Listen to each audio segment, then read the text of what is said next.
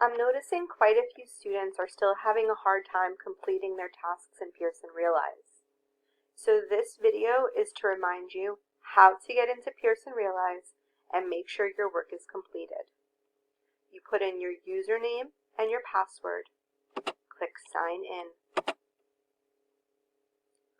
Then, under Classes, you click.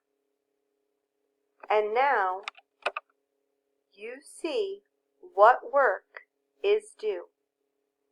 You will notice that here it says Monday 1-1, Monday 1-1. You need to be completing this work each and every day. It is due Friday, but you should not leave it until Friday.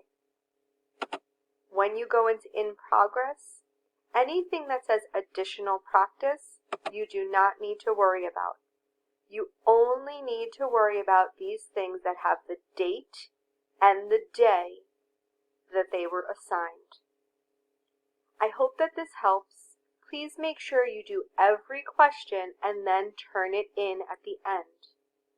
And again, if you have questions, please let your teachers know.